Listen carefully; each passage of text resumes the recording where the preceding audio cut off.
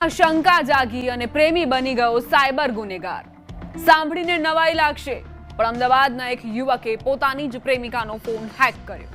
Live ચેટથી લઈને personal data સુધીની માહિતી ચોરી લીધી। સંબંધ તૂટ્યો તો ધમકી આપી અને બ્લેકમેલ કરી જીવવું હરામ કરી નાખ્યું। જોઈએ પ્રેમિકાના ફોનમાં કેવી રીતે ઘૂસ્યો પ્રેમીનો શંકાનો વાયરસ।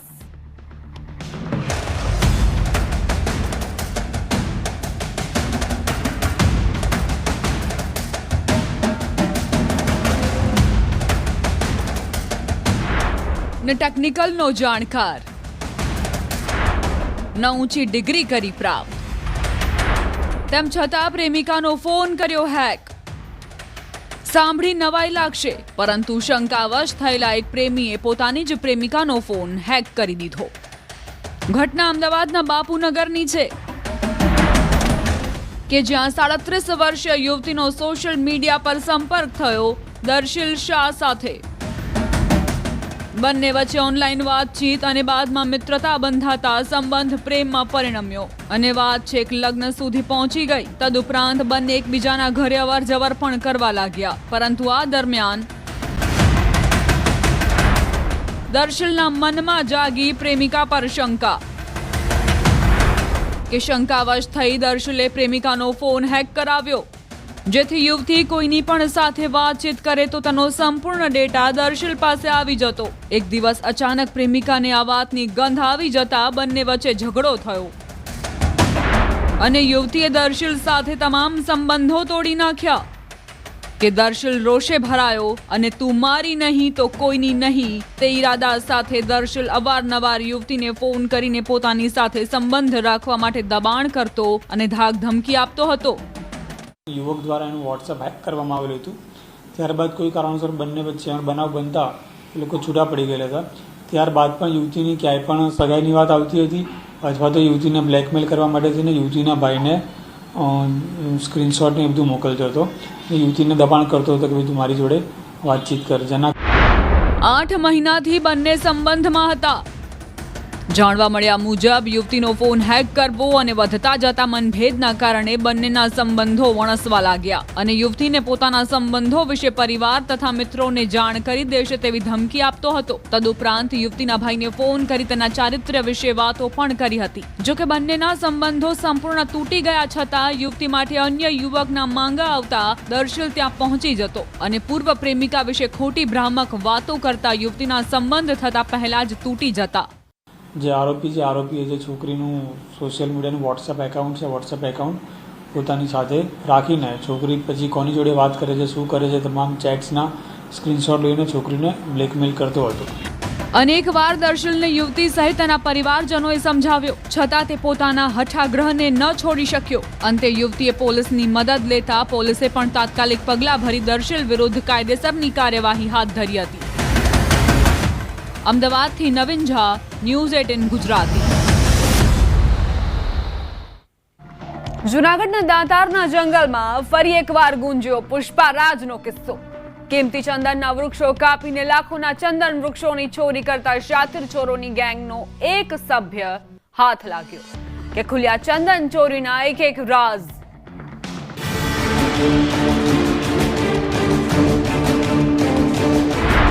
દાતારમાં પુષ્પારાજ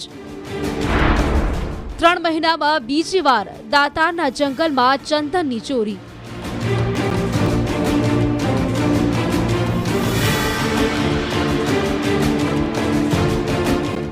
ગિરનાર અને દાતારના જંગલમાં અવારનવાર ચંદન ચોરીની ઘટનાએ ખળભળાટ મચાવી દીધો છે, ત્યારે ફરી એકવાર દાતારના જંગલમાં ચંદનના વૃક્ષોનું કટિંગ કરી તેની ચોરીની ઘટનાએ ફોરેસ્ટ વિભાગને દોડતું કરી દીધું છે। ગત 5 ઓક્ટોબરના રોજ વન વિભાગની માહિતી મળતા તુરંત વન વિભાગની ટીમો જુદા જુદા સ્થળો પર ગોઠવાઈ ગઈ, તો જંગલની બહાર પણ વન વિભાગનો સ્ટાફ વોચમાં રહ્યો કે ભવનાથ વિસ્તારમાં આવેલા 5 નાકા પુલ પાસે જંગલમાંથી 2 વ્યક્તિઓ નીકળતા વન વિભાગના સ્ટાફને જોવા મળ્યા કે વન વિભાગના સ્ટાફને જોઈ તેઓ ભાગ્યા, જેમાં એક વ્યક્તિ પકડાયો અને બીજો ફરાર થવામાં સફળ રહ્યો, જેની એક કબૂલાતથી ખુલ્યો ચંદન ચોરીનો રાઝ। વિરમારામ મોતીરામ કલાવા, જે ગિરફ્તમાં આવતા જ તે રાજસ્થાનના ઉદયપુરનો રહેવાસી હોવાનું જાણવા મળ્યું છે। એ કુલ 5 લોકો અહીંયા હતા. આમાંથી એકને તો અમે પકડી નાખ્યો છે અને જો 4 લોકો છે એ ફરાર થઈ ગયા. એ બધા લોકો રાજસ્થાનના ઉદયપુર જિલ્લાના છે અને એ લોકો પ્રાઇવેટ બસથી ફરાર થયા. તો અમારી જો ટીમ હતી આ જેતપુરના પાસે જઈને બસને રોકાઈને આ બસથી મુદ્દામાલ જપ્ત કર્યો. મગર જો આમાં આરોપી હતા આને ખબર પડી ગઈ તો એ આનાથી પહેલાં જ ફરાર થઈ ગયા હતા. વન વિભાગના સ્ટાફે એક શખ્સને ઝડપી પૂછપરછ કરતા કબૂલાત આપી કે તેના અન્ય 3 સાથીદારો જે મચેવડી દરવાજા પાસે રાહ જોતા હતા તેઓ સક્કરબાગ રોડ પરથી ખાનગી ટ્રાવેલ્સમાં ભાગી જવા માટે નીકળ્યાની માહિતી મળતા તેનો પીછો કરાયો અને જેતપુર પાસે બસને અટકાવી તેમાં તલાશી લેતા બસમાંથી ચંદનના લાકડાનો જથ્થો મળ્યો, પરંતુ ચંદન ચોરો ફરાર થઈ ગયા હતા. વન વિભાગની તપાસમાં જંગલમાં 4 ચંદનના વૃક્ષો કપાયા હોવાનું જાણવા મળ્યું. વન વિભાગે એક આરોપીને પકડી પાડી 1 લાખની કિંમતના 60 કિલો ચંદનના લાકડા જપ્ત કર્યા છે. જો દાતારનો પર્વત છે આ 24 કલાકે આમ જનતા માટે ખુલ્લો છે. તો અમે કોઈ માણસની એમ ઓળખ ના કરી શકીએ કે એ ચંદન કટિંગ માટે આવ્યા છે કે કેમ. બધા અમે તો દર્શનાર્થી જ લાગતા હોય છે. તો એ લોકો શું છે જ્યારે દાતારની સીડી ચડે છે, જ્યારે અંદર જંગલમાં વહી જાય છે અને ત્યાં જઈને ચંદનના જો ઝાડ હોય આની માર્કિંગ કરી દે, પછી કોઈ બીજા દિવસે આવીને એ ત્યાં પોતાના હથિયાર પણ છુપાડી દે અને પછી કોઈ નેક્સ્ટ ટાઈમ આવીને એ પછી આની કટિંગ કરે છે અને આને લઈને ફરાર થઈ જાય છે. એ લોકો એટલા એક્સપર્ટ હોય છે કે એ જંગલમાં આસાનીથી રસ્તો પોતાનો કાઢીને ત્યાંથી ફરાર થવામાં અમારા પોલીસ અને ફોરેસ્ટ સ્ટાફથી વધારે ઝડપથી એ ગાયબ થઈ જાય છે. 5 વર્ષમાં ચંદનના 25 વૃક્ષો કપાયા. જાણવા મળ્યા મુજબ ગિરનાર અને દાતાર જંગલમાં છેલ્લા 5 વર્ષમાં કિંમતી ચંદનના 25 વૃક્ષો કપાયા હોવાનું જાણવા મળ્યું છે. વર્ષ 2021થી 2025 સુધીમાં ચંદન ચોરીની 5 ઘટનાઓ નોંધાઈ ચૂકી છે, જેમાં 25 ચંદનના વૃક્ષો કાપવામાં આવ્યા હોવાનું જાણવા મળ્યું છે. ત્યારે તપાસમાં એ વાતનું પણ ઘટસ્ફોટ થયો છે કે ચંદન ચોરો યાત્રાળુ બની દાતારમાં આવતા અને જંગલમાં પ્રવેશી ચંદનના વૃક્ષો પર માર્કિંગ કરતા, બીજા દિવસે જંગલમાં આવી હથિયારો છુપાવતા અને ત્રીજા દિવસે જંગલમાં પ્રવેશી ચંદનના વૃક્ષોનું કટિંગ કરતા. જો કે વન વિભાગને થાપ આપીને ચંદનના વૃક્ષોનું કટિંગ કરનારા એ હદે શાતીર અને ચપળ હોય છે કે તેઓ જંગલમાંથી આંખના પલકારામાં છુમંતર થવામાં માહિર હોય છે. હાલ તો એક ચંદન ચોર હાથ લાગ્યો છે અને તેની પાસેથી નજીવો ચંદનનો જથ્થો જપ્ત કરાયો છે. અન્ય ફરાર 4 વ્યક્તિઓ હાથ લાગ્યા બાદ માલુમ પડશે કે તેઓએ અત્યાર સુધીમાં કેટલા ચંદનના વૃક્ષોનું કટિંગ કર્યું છે અને કોને કોને વેચ્યા છે. જૂનાગઢથી અમાર બખાઈ, ન્યૂઝ 18 ગુજરાતી.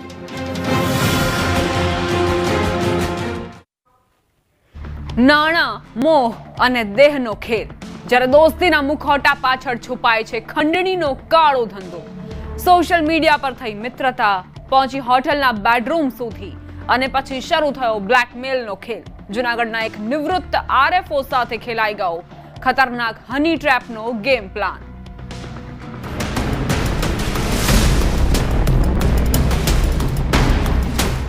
એક નિવૃત્ત આરએફઓ પરસોત્તમભાઈ કનેરિયા, જેઓના જીવનમાં 1 વર્ષ અગાઉ મોબાઈલમાં અજાણ્યા ખતરાની એન્ટ્રી થઈ. નામ હતું ઉર્મિલા. ફેસબુક પર ફ્રેન્ડ રિક્વેસ્ટ અને પછી વોટ્સએપ પર વાતોના વમળ. અંતે સોશિયલ મીડિયાની મિત્રતા મોંઘી પડી. એકલી હોવાની મીઠી વાતો કરીને ઉર્મિલાએ પરસોત્તમભાઈ સાથે આત્મીયતા કેળવી. 5 મહિના વીત્યા અને વાત પહોંચી રાજકોટની એક હોટેલ સુધી, જ્યાં શારીરિક સંબંધો બંધાયા. પણ પરસોત્તમભાઈ જાણતા નહોતા કે આ તો આકર્ષક આભાસી ખેલની શરૂઆત હતી. જૂન 2025માં ઉર્મિલાએ પ્રેગ્નન્સીનું નાટક કર્યું. અબોર્શન માટે કટકે રૂપિયા પડાવ્યા. પણ આ તો માત્ર ટ્રેલર હતું. અસલી ફિલ્મ તો હવે શરૂ થવાની હતી. ગત 19 સપ્ટેમ્બરના રોજ ચોટીલાની એક હોટેલ અને એ રાત પરસોત્તમભાઈના જીવનની સૌથી મોટી ભૂલ બની. રાત્રિ રોકાણ અને પ્રેમનો દેખાડો કરતી ઉર્મિલાએ છુપી રીતે પોતાના જ મોબાઈલમાં તેમની અંગત પળોનો વિડીયો ઉતારી દીધો અને બ્લેકમેલિંગનો ખેલ કર્યો શરૂ. અંગત પળો કેમેરામાં કેદ. 25મી સપ્ટેમ્બરના રોજ અજાણ્યા નંબર પરથી પરસોત્તમભાઈને મેસેજ આવ્યો અને ધમકી અપાઈ કે તમારા અંગત વિડીયો અમારી પાસે છે, જેને વાયરલ થતા કોઈ રોકી નહીં શકે અને 40 લાખની ખંડણી મંગાઈ. રૂપિયા નહીં આપો તો વિડીયો પરિવાર અને સમાજમાં વાયરલ કરી દેવાની ધમકી આપી. આ સાંભળી નિવૃત્ત અધિકારીના પગ તળેથી જમીન સરકી ગઈ, પરંતુ એક શંકાએ પરસોત્તમભાઈને પોલીસ સુધી પહોંચાડ્યા. દરમિયાન ઉર્મિલા નામની જે મહિલા છે તેને જે આંતરિક સંબંધો જે હતા એના જે વિડીયો હતા તેના મોબાઈલમાં ઉતારી લીધેલ હતા અને ત્યારબાદ તેની બહેનપણી સગુફતા ઉર્ફે જોયા તેનો કોન્ટેક્ટ કરીને આ વિડીયો તેને શેર કરીને અને જીશાન બદવી નામનો જે વ્યક્તિ છે તેઓ દ્વારા 40 લાખની પરસોત્તમભાઈ પાસે ખંડણી માંગવામાં આવેલ હતી. જો આ 40 લાખ રૂપિયા તેઓને નહીં દેવામાં આવે તો તેઓને સમાજમાં બદનામ કરી દેવાની તથા આ વિડીયો વાયરલ કરી દેવાની ધમકી આપવામાં આવેલ હતી. મની માટે હનીના સહારે ટ્રેપ. ઉર્મિલાએ ખોલ્યો રાઝ. જાણવા મળ્યા મુજબ પરસોત્તમભાઈના દબાણ બાદ ઉર્મિલાએ મોં ખોલ્યું અને કબૂલ્યું કે વિડીયો તેણે જ ઉતાર્યો અને તે વિડીયો પોતાની પાર્ટનર સગુફતા ઉર્ફે ઝોયાને મોકલ્યો હતો. ઉર્મિલા, સગુફતા અને જીશાનની જાળ. ઝોયાએ આ વિડીયો જૂનાગઢના જીશાન બદવી નામના યુવકને આપ્યો હતો અને રૂપિયાની લાલચમાં એકબીજાના મેળા પીપળાથી ત્રિપુટી ગેંગે ખેલ્યો ખતરનાક ખેલ. જો કે આ ખેલમાં પોલીસની એન્ટ્રીથી તેમના પાસા ઉલટા પડી ગયા. આ આરોપીઓ જે છે એ ગુનાહિત કાવતરું કરીને સાથે મળીને ફરિયાદી પાસે એન કેન પ્રકારે સંબંધ કેળવી તેઓની પાસે કહે છે કે શરીર સંબંધ બાંધ્યા પછી કે આ પ્રકારે હવે પોતાને ગર્ભ રહી ગયો છે, ગર્ભ એબોર્શન કરાવવા માટે તેની પાસે પૈસાની માંગણી કરવામાં આવે છે. ત્યારબાદ જે ફરિયાદી હોય છે તેનું આખું કેરેક્ટર અને બધું જસ્ટિફાઈ કર્યા પછી તેની પાસે ખંડણી માંગવામાં આવે છે. જીશાન ફારૂકભાઈ બદવી, ઉર્મિલાબેન ધનજીભાઈ ખીમસુરિયા,